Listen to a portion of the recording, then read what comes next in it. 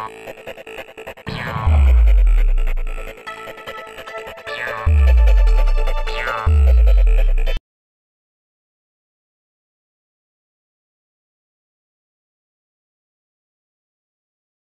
guys, and welcome to Chairboys 1887.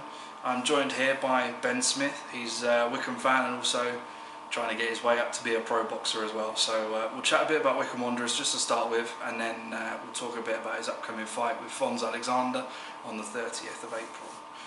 So Ben, first of all, thank you very much, mate, for coming on. How's training and stuff going? Training's going well. Best it's ever been, because my fight got cancelled about 4 weeks ago. Yeah. So I had a training camp for that. When that got cancelled, I had about 3-4 days off. So I've taken the fitness all into this training camp. So fitness hasn't been a problem. We've purely worked on sparring and working on the tactics for this fight. So this is the best. This is the best training camp I've probably had as a pro. I'm feeling the best in the shape of my life. I know it's a bit cliche for boxers to say that, but truly is. Well, I've had 2 training camps for 1 fight. Yeah. So it's been probably the best training camp I've had. So I'm looking forward to getting in there and putting on a show. Yeah, definitely. And there are still tickets available, I presume. There's £40 tickets still available. If you want any higher than that, I think that you contact me. There's I'm on the poster and stuff. But just contact me. All right. We'll put contact details and stuff for Ben on our description and the bottom of the video as well. So do get along and support if you can. But first of all, he is a Wycombe Wanderers fan, so and this is a Wycombe Wanderers fans program. So we'll talk a little bit about that first. So how did you first start supporting the club? And I grew up in Wycombe. Wycombe was my local football club. So from a young age, my dad's very good close mates with Ivor Beeks' son, who was the chairman at the club a few years ago. So I used to be in the box and used to see one of my best mates, one of the Beekses. So Ivor Beeks' grandson was one of my best mates when we were young. So I used to go and watch Wycombe in the box. Fair enough. So I used to I used to watch it in the game and go for birthday parties and stuff. Cool. I actually got to go on the pitch and take penalties when I was little. So I think it's Hugh and Valley, Cool. So we got to go take on the game, on the pitch at half time. But it was I've always been a Wycombe fan. Tried to keep as close to it as I can. Yeah, of course. But since a young age, kind of brought up. Now it's my local football club.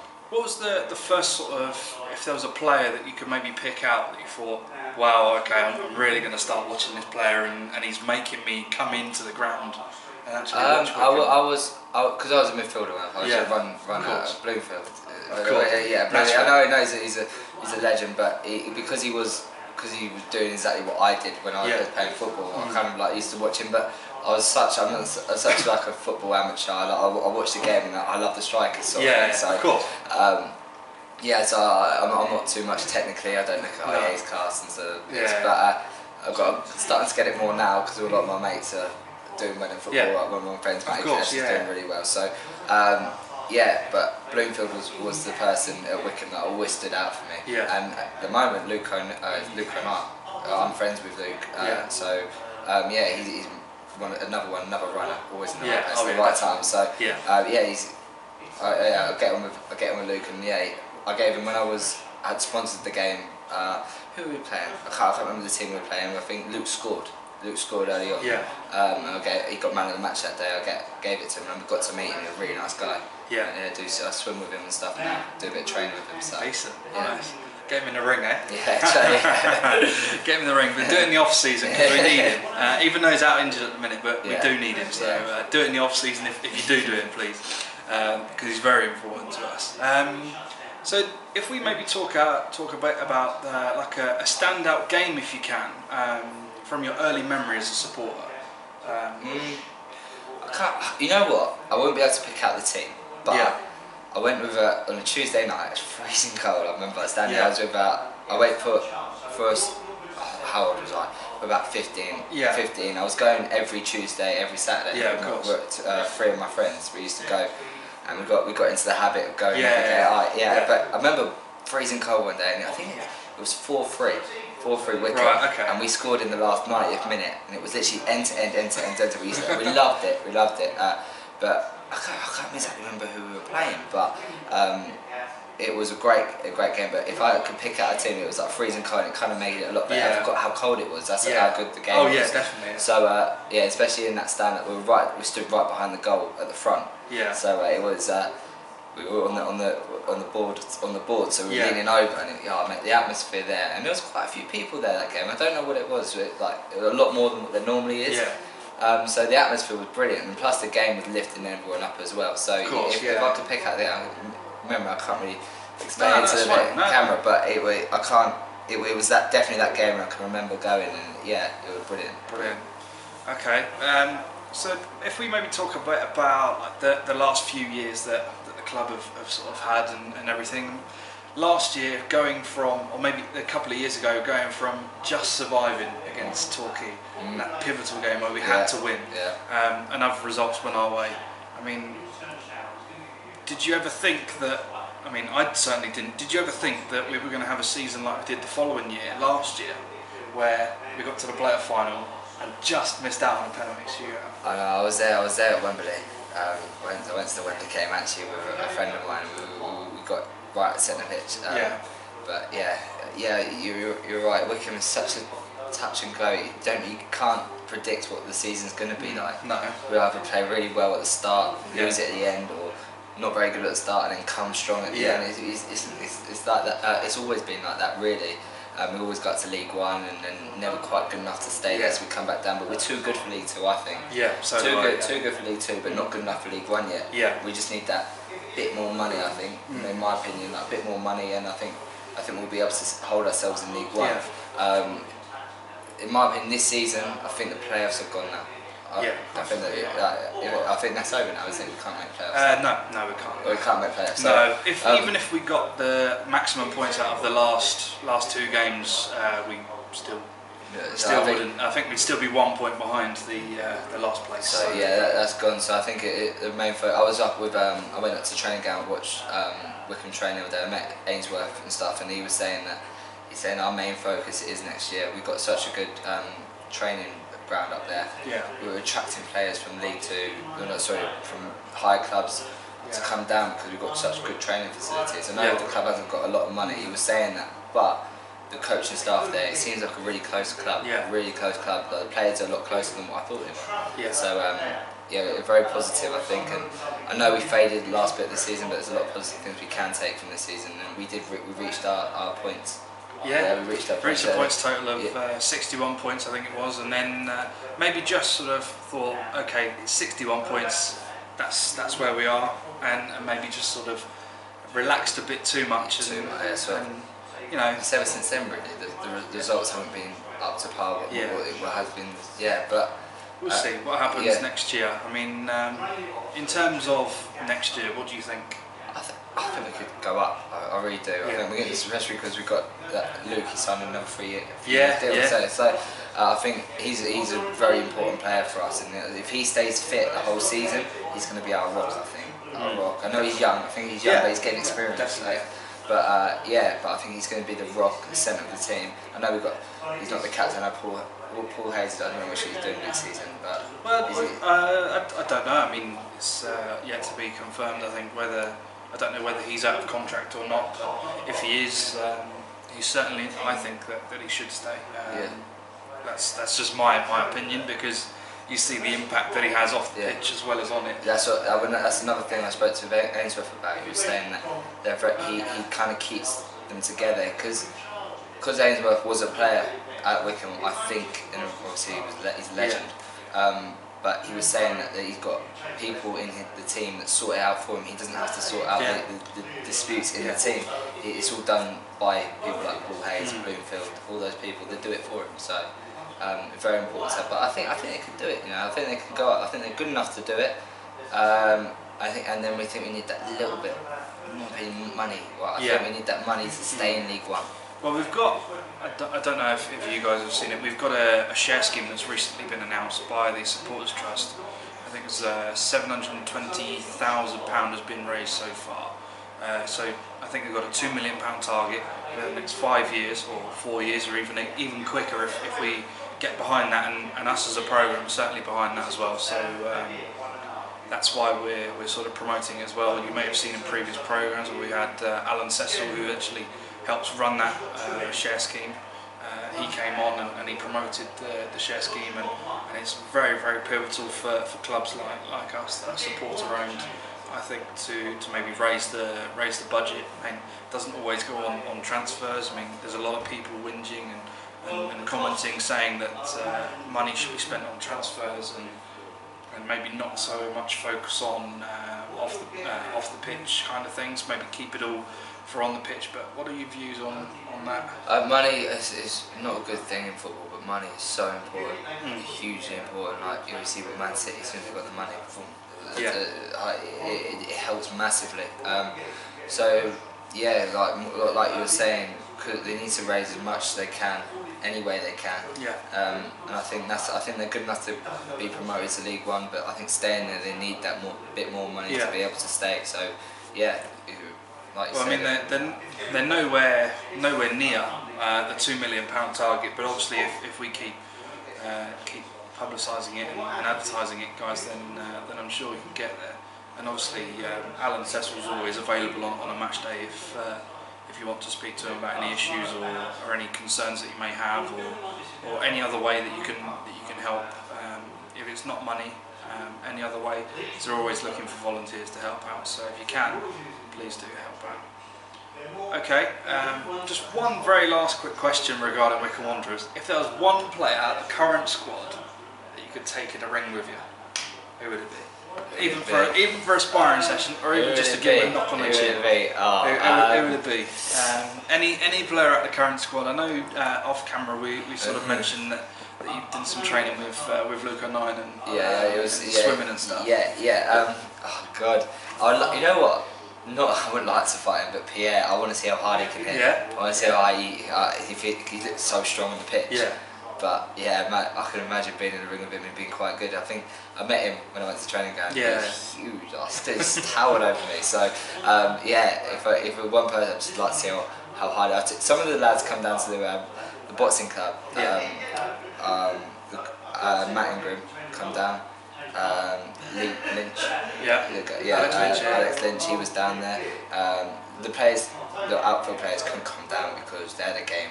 Yeah. I think Ainsworth said no training for you lot, but when they came down, keepers in. Yeah, and they came down and they had a go, but I got caught by Ingram on the nose with a jab. He was like, oh sorry, he didn't really understand that I take punches for a living, but he caught me, and he was strong as well. So I can imagine that Pierre being even better. I'll tell you what, there could be one dark horse in there as well. I think Barry Richardson, the goalkeeping coach, after his he was there. Oh, was he there? I didn't get caught by him, but he was there. Did he have a go? He had a go. He was very good actually, natural. He was a natural, but 46 years old, he's still a spring chicken in all the Wycombe fans' eyes. So if you're watching Barry, keep going, mate. Okay, so that will bring to an end the Wycombe Wanderers part of the programme. Tune in. We're going to have a quick advert break where we're going to advertise Ben's next fight, and keep tuning in. All right.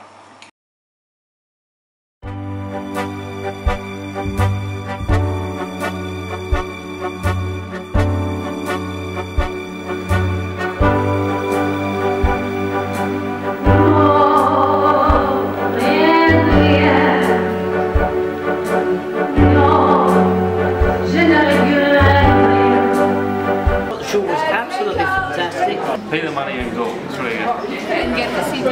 It's the best show for a long time.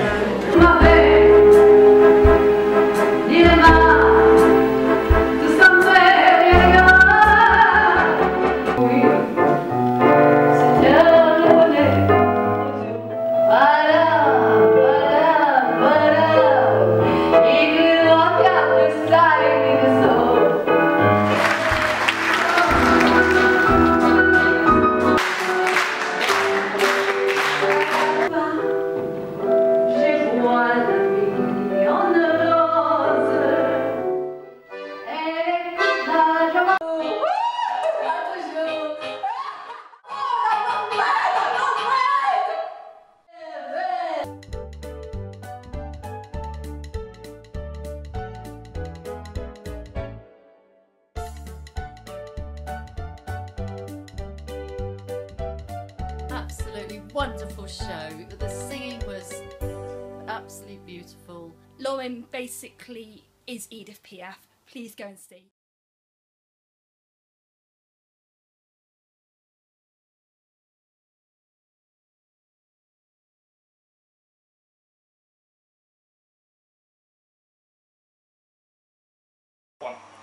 Got 2 days left now, feeling fit, feeling strong. April 30th, can't come quick enough. I've got a tough opponent. We went over the game plan today. I had my last training session today, so went over the game plan, feeling, like I said, sharp, strong, all ready to go. Stoppage could come in this fight, it'll be my first stoppage, so this kid throws a lot more than what my last 2 opponents have done, so it'll be a lot better fight for myself. I see a lot more gaps. Can't wait to get going, put on a show in a big arena as well, really promote what I can do to everyone here in Wickham, so looking forward to it, can't wait. Guys, welcome back to Chairboys 1887. I'm still joined by Ben Smith. We're going to talk a little bit about his upcoming fight against Mon-Sat and see how he gets on. So Ben, Mon-Sat, what do you know about him? He's a bigger lad than myself. He weighs 10 stone 4. He normally fights a bit heavier, but they couldn't find an opponent at 10 stone for myself. And my coach said as well that anyone my weight at the moment, he wants me to fight heavier people, so I have to be on the back foot, learn a lot more as well against a bit tougher opponents. So, but this fight is all about learning. But this guy throws a lot more than my last 2 opponents have done. So. I see a lot more gaps. I have to pace myself as well. Because I'm feeling so sharp and I'm fit as well, I might deceive myself and go in there and get carried away with the occasion and throw everything I can see, which I have to be careful of. We've got a game plan, so I'm going to stick to that. Mark Tibbs, my trainer, is looking very close to see how I respond to his game plan as well for later fights. We're going to be go in there and do the business, and I've got my head screwed on, so I'm going to listen to everything Mark's going to say, and I'm 100% sure I'll come away with the win. Stoppage on that. And everyone here at Chairboys 1887 hopes you do it and continues on that good path. So if we talk a little bit about, for people who don't know much about like boxing and the lead up to it and all that kind of thing, what sort of preparation do you guys do? So when do you start thinking about how soon after the opponent is confirmed? How soon do you start? Training is the hardest bit. People don't realise what goes behind doors. All they see is the flash part of like the glamour part of the boxing. They don't see what goes on behind doors. We put everything into it. It takes over our lives. We have to diet wise. We have to train in every day. Constantly tired. All our families will be so fed up because we have to demand good food constantly. We can't be eating rubbish. And also because we spar obviously in the lead up to the fight, we can't be going out on, as I say, go out, and even going out knocking around with your mates at 10 o'clock at night, or it's going to your mate's house. You can't do that a day before sparring. So it does take over your life. You have to be in bed I get into bed by 9 o'clock every night. When I'm in training. But the lead up at the moment, because I'm only on 4 rounders, we tend to do the amount of rounds a week for each round, and 1 extra at the end. So this round we had a 5-week training camp. This one's been actually a bit longer because the fight was cancelled. I had 3 days off and then come back into the gym. So, but normally it's a 5-week training camp. We get a bit of fitness back in the first week, and then straight into sparring. The sparring will be specific to who I'm fighting. Of course. So like similar weights and also the way they fight. How is that arranged? I mean, I've been quite fascinated with the sparring kind of things. Is it kind of like a friendly kind? In football terms, is it like a friendly against? So if you've got like a big cup final coming up, and you basically play a friendly game against the team that's similar, is that kind of? Yeah, that's it. That's totally it.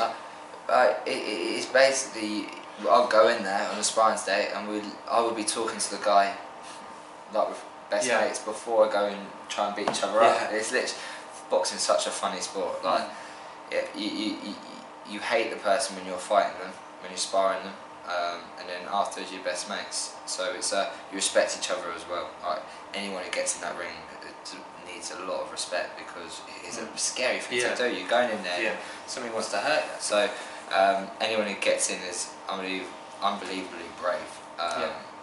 But sparring's arranged by your coach. To benefit both of the boxers. We'll have different types of sparring coming in. Like my last 3 spars, I had 3 different sparring partners. So I sparred somebody for 2 rounds, they got out, another one got in.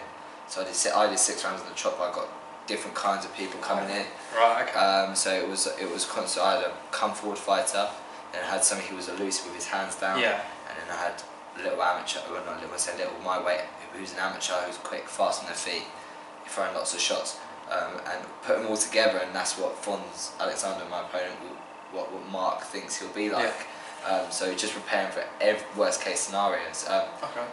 In my opinion, Fons isn't going to be as good as what the sparring partners are. Sparring these people like Romeo Moreira, who's very top. He's going to be fighting for an English title soon. So I think Fons had 30 fights, won 3. I think. So he's not coming to beat me.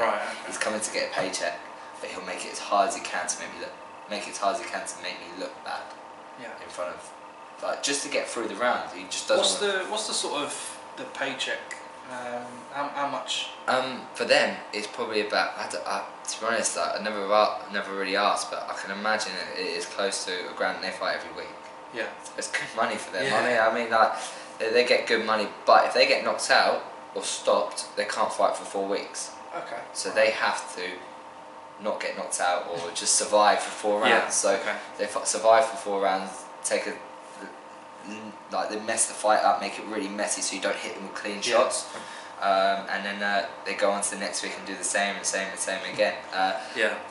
Because this is on such a big venue and this is on a big card, I can imagine he will be a bit more wary of, because you give me a bit more respect than what he would do to an average fight on an average show. Of course, yeah. Because it's on such a big bill, he'll give me a lot more respect. So I can imagine he's going to be coming with his A game more than what he would do normally to mess with me. I mean, also, if he wants to turn his career around and come the other way, I'm a good person to beat. It'll be replayed on Box Nation. So he's got television. So he could come for it. But we're prepared for that.